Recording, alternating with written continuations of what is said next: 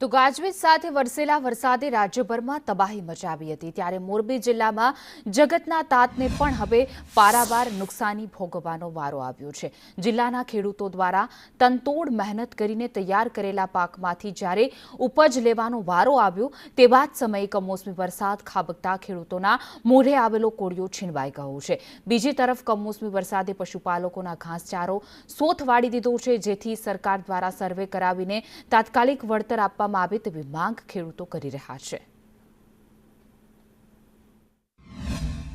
મેં મારા ખેતરની અંદર જુવારનું પાકનું વાવેતર કરેલું હતું અને આ વરસાદ 2 દિવસથી આવવાને કારણે મારે અત્યારે જુવારના પૂળા બાંધેલા હતા તે બધું ખરાબ થઈ ગયેલ છે અને નુકસાની ઝાઝી થયેલ છે। જે હવે ઢોરને ખવડાવે તેમ પણ રહેલ નથી, જુવારને બરાબરનું નુકસાન થયેલ છે।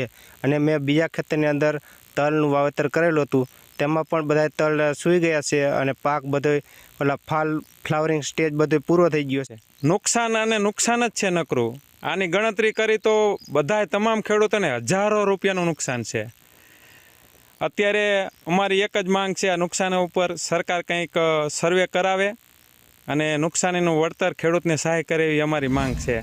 મોરબી જિલ્લામાં છેલ્લા 2 દિવસથી કમોસમી વરસાદ વરસી રહ્યો છે અને તેને લઈ મોરબીના માળિયા, ટંકારા, વાંકાનેર સહિતના તાલુકાઓમાં નુકસાન થયું છે। ત્યારે આપણે હળવદ તાલુકાના ગ્રામ્ય વિસ્તારમાં છે ને ગ્રામ્ય વિસ્તારમાં હાલ જે પ્રકારે તમે તલનો પાક જોઈ રહ્યા છો અને આ તલના પાકમાં વાવાઝોડાએ રીતસરનો સોથ વાળી દીધો છે। સાથે જ તલનો પાક સાથે વાત કરીએ તો ગવારનો પાક હોય, પશુઓ માટે ઘાસચારો વાવેલો હોય, આ તમામમાં નુકસાન જોવા મળી રહ્યું છે। ત્યારે રાજ્ય સરકાર પાસે ખેડૂતો મદદની આશ લગાવી રહ્યા છે। એક બાજુ નર્મદા કેનાલો ત્રણેય બંધ હોય અને ખેડૂતોએ મોટા પ્રમાણમાં વાવેતર પણ નથી કર્યું ને ત્યાં પણ આ કમોસમી વરસાદ અને વાવાઝોડાના પગલે ખેડૂતોના મોંમાં આવેલો કોળિયો છીનવાયો છે। ત્યારે ખેડૂતો મદદની આશ લગાવી રહ્યા છે। સર્વે કરી અને ખેડૂતોને વહેલી તકે સહાય ચૂકવવામાં આવે તેવી ખેડૂતો દ્વારા માંગ કરવામાં આવી રહી છે, પરંતુ રાજ્ય સરકાર સર્વે કરાવશે કે કેમ તે આવનારો સમય બતાવશે। સંદેશ ન્યૂઝ, જગદીશ પરમાર, મોરબી।